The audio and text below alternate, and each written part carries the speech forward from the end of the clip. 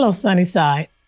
What a blessing it is to be able to be before you again to just share some things with you that I think you really might want to know. Okay, first of all, this is Women's History Month. Women's History Month. And again, we do know that there are some wonderful things that women have been doing all along. And again, now there's a month for them to be acknowledged. At the same time, let's be careful to give these women their flowers while they can still smell them. Okay? Women's History Month. I find myself being given information to share with you. One of the things that I was told is that if you will go to /careers southwestair.com, you'll find some information about Southwest Airlines doing some hiring. Again, that's /careers southwestair.com. California Mortgage Relief.com. If you will go to, and again, nothing is capitalized, camortgagerelief.com, you can get some information that's telling you about some money you don't have to pay back as it pertains to help in paying your mortgage. Now, there's free utility assistance as well, okay? PACE HEAP can assist you with your utility bill payment. The PACE program will be collecting information. They will be collecting applications. Well, it started back April 15th from 11 a.m. to 1 p.m. Call these numbers to make sure that is still available. The number is 323-880-8263. That is 323-880-8263. Or you can also call 213-454-3152. That is 213-454-3152. Now, you don't have to pay this money back, so they really want some information from you. They're going to ask for a photo ID. They're going to want to see your Social Security card. They want to see your electric bill that's come to you within the last 22 days. They also want to see your gas bill. They want proof of your current monthly household income along with your rent or your lease information. So again, in order to get this assistance, you actually have to have some documented proof that you're willing to share, that you're willing to pass on. Women's History Month. Did you know Sojourner Truth was the first Black woman to sue a white man for the freedom of her child? How about that? You go, Sojourner. Sojourner Truth. And I maintain that every month is Black History Month, so we need to continue hearing about our history. Christopher Wallace was killed when he was 24 years old. 25 years ago. Christopher Wallace, well, he was better known as Biggie Smalls or Notorious B.I.G. Just realize Biggie Smalls or Notorious B.I.G. has been dead longer than he was alive, okay? One of our earlier rappers, our earlier musicians. On March the 7th, the Senate passed the Emmett Till Anti-Lynching Act. It makes lynching a federal crime and is headed to President Biden for signing. There were some 77,000 signatures that were collected in support of this bill. Do know at the same time that there is a petition demanding that Carolyn Bryant Dunham be charged in the murder of Emmett Till, and that there is no statute of limitation on murder in the state of Mississippi. Carolyn Dunham was the one that lied, and her husband and his brother were the ones then that killed Emmett Till and were found to be innocent. And they later confessed to it and received some $4,000 for sharing their story. Again, just a bit of Black history. In the city of Inglewood, there was an art project. It's called It Takes a Village. It's an exhibition that was done by the Rogers Park artist in resident. Her name is Shelley Heffler. And what it was, or what it is then, people of the community were invited to come out. In fact, I even shared the information here. We were invited to come out to do a fine art quilting project. And each person was asked to just do a single block that demonstrated the theme, It Takes a Village. Now, as the blocks were completed, they were put together as a community quilt. And that quilt can still be seen at the Inglewood Library that's located, I believe it's 101 Manchester Avenue, and it will be available through April the 2nd of this year. So do feel free to go by and check on this community quilt. The thing that was really unique about it was each person that did a block, they also published a book. And each block has a page where the people will actually explain what their block was about. And again, the theme is It Takes a Village. One of the members, Sister Green, and her granddaughter here from Sunnyside took part in that project. So they have a page. In fact, they have a couple of pages, I believe. Okay. And I have a page also, because again, that's the thing that really is close to my heart, is the whole idea of voter suppression. So I did my block on that. As I think about it, I'll bring that book and share it with you, because it is available for purchase on Amazon.com, I believe. Okay. I'm going to come back to this. The whole idea of wearing your mask, okay? The rules continue to change as the numbers about COVID continue to improve. So there are rules from LA County and LA City, the LA City libraries and all. So you literally need to know where you're going and what rules apply there, okay? Indoor masks, as of March the 4th, indoor masks at most public settings are strongly recommended, okay, but not required, okay? There's still additional information that's out there. Masks are still required for those who are coming out of quarantine.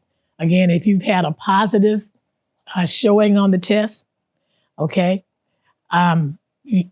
Masks are still required if you're coming out of day 10 of that isolation.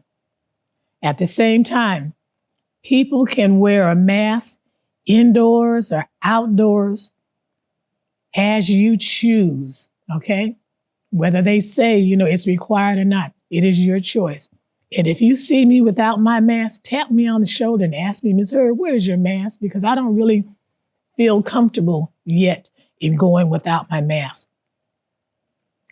At the same time, do know that you can order at-home tests to find out whether you are positive or negative for COVID, okay? Each U.S.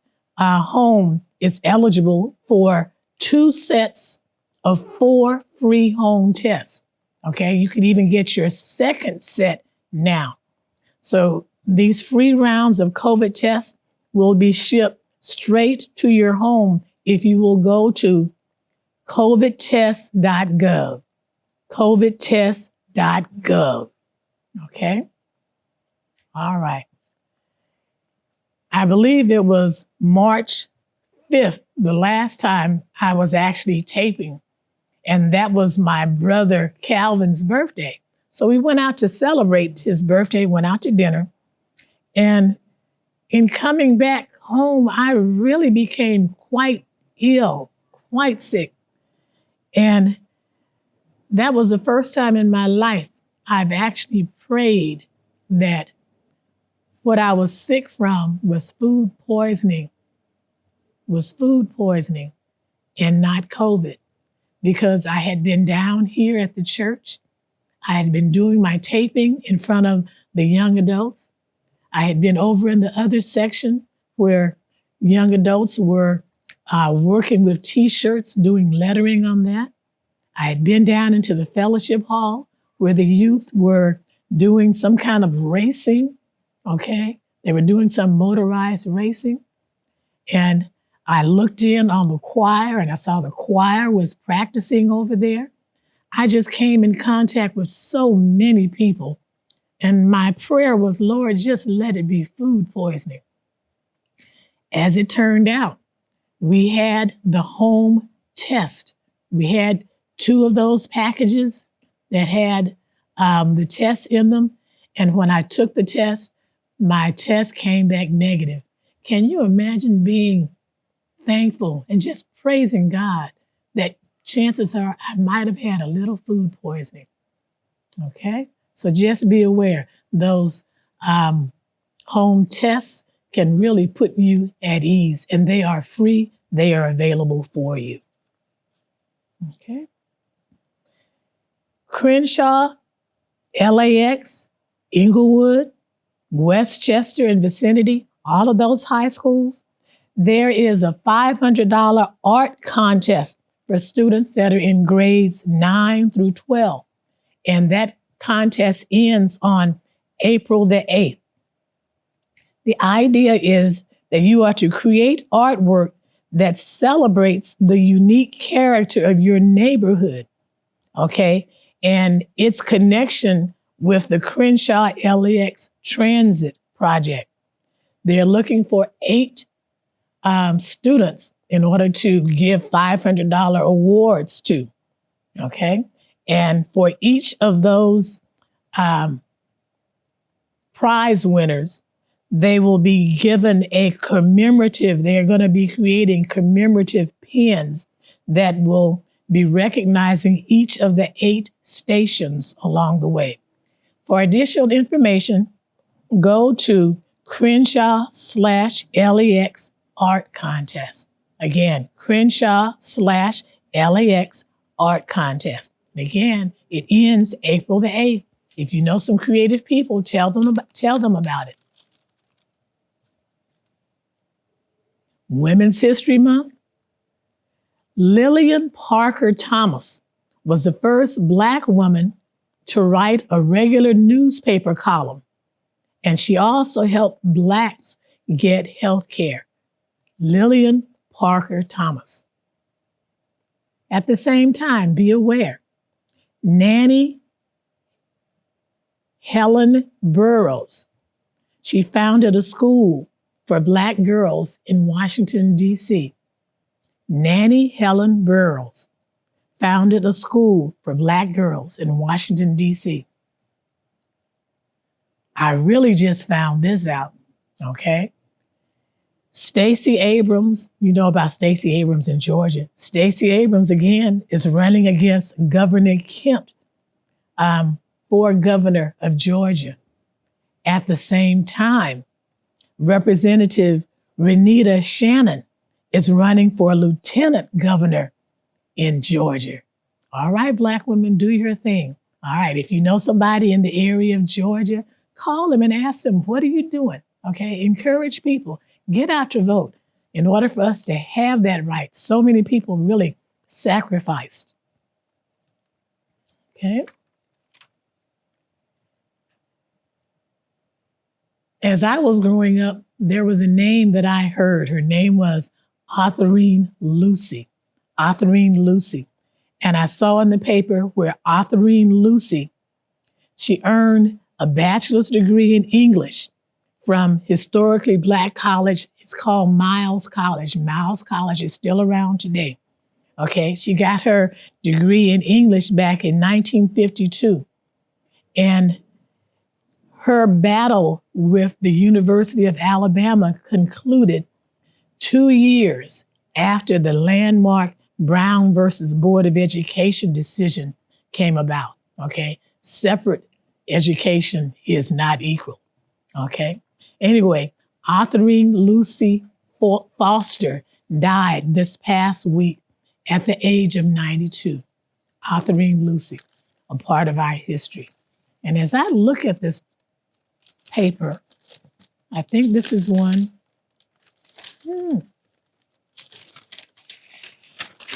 Okay.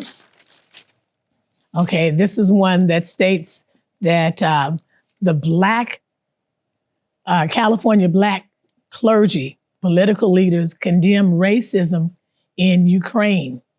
Racism in Ukraine. Now, I haven't mentioned anything about the fact that there really is a war going on. There really is a war going on, and that Russia invaded this sovereign nation, this country called Ukraine. It is going on still. And looking through my notes, Rashida Tlaib wrote an article, and I ran copies of it. But anyway, she was pointing out the fact that it's really a shame that even in war, we are still discriminated against because of our color.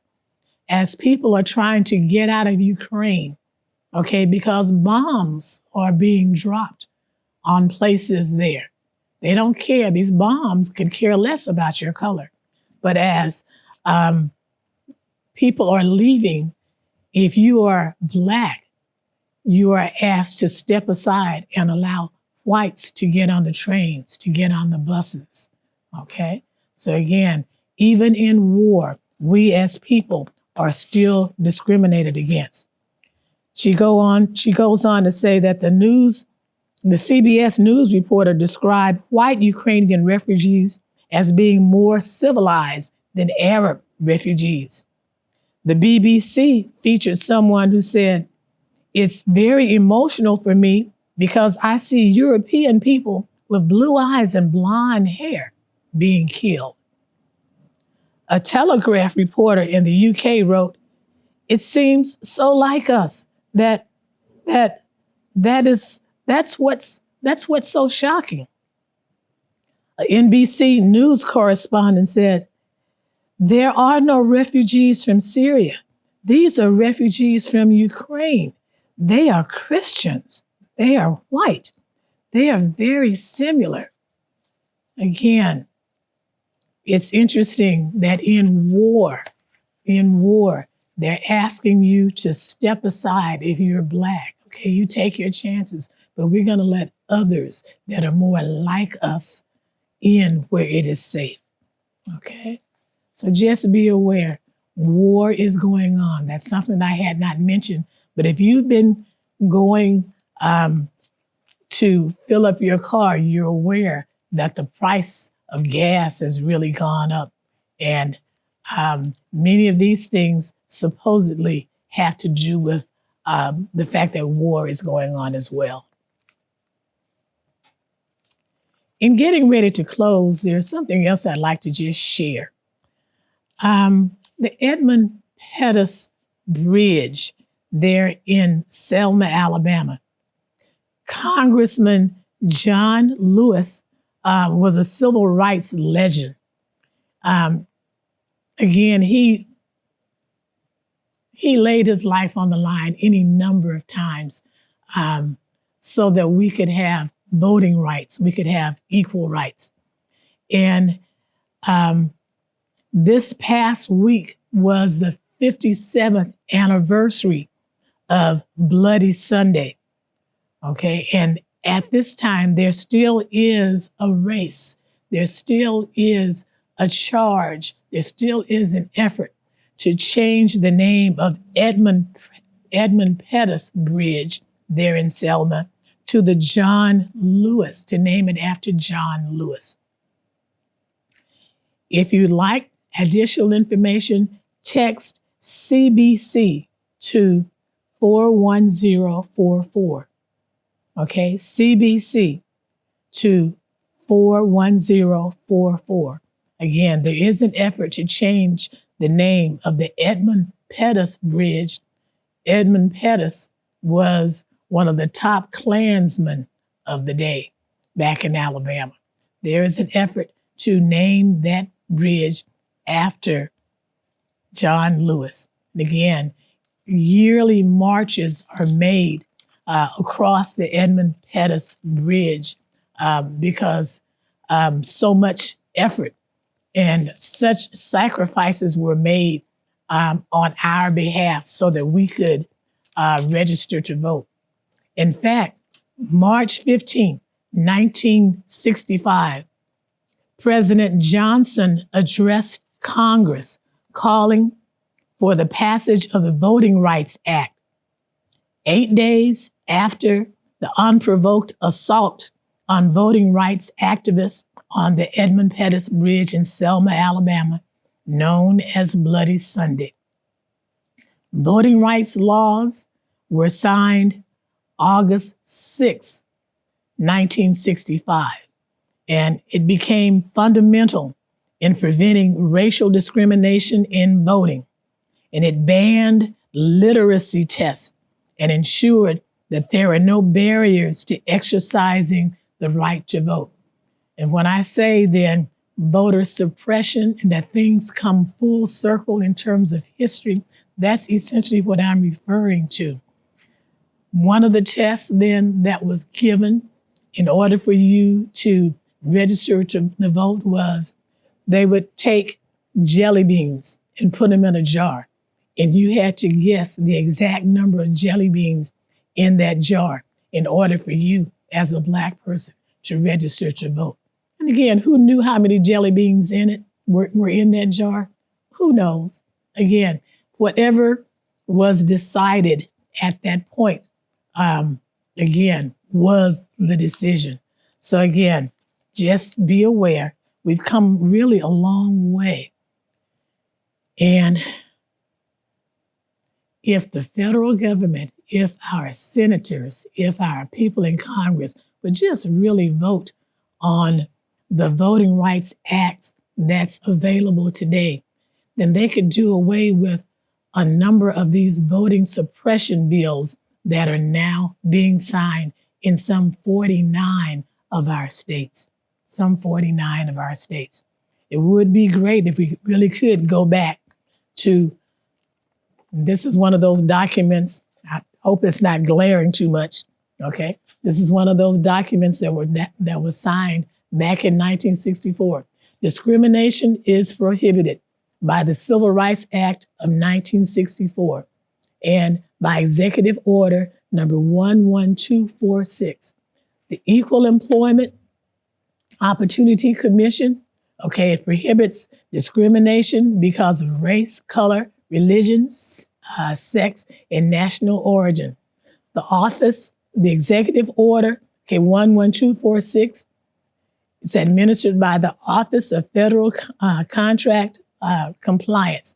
Just beware, the things that we actually fought to benefit us are now being questioned and now literally being picked apart. So again, do your part. Make sure you vote. If you know someone that's in areas where votes are being taken, encourage them to show respect for those that sacrificed their lives. Okay, do vote. In closing, I'd like to wish you a happy Women's History Month. And again, it's not just women that are in the news. You are surrounded by some women then that have really made a powerful impact on your life. Make sure you tell them how much you appreciate their efforts while they are able to receive those compliments. So, all right, Sister Brooks, I want to thank you for making sure that I came to Los Angeles, okay, to get my education. I graduated from Ullman High School on that Sunday, and that Tuesday I was on my way out to California to get started life anew, 1965. And in coming to Sunnyside Baptist Church, one Sunday she said, "Come on, let's go." And I said, "Let's go where?" She said, "We're going to go up and we're going to join church." And I told her, I said, "Oh, no, I'm not feeling anything at this time." And she said, "That's okay. I'm feeling enough for all of us." So my aunt, my uncle William Brooks, who passed within the last year, and I went forth and joined Sunnyside Baptist Church. What a blessing. Thank you, Jesus. Amen.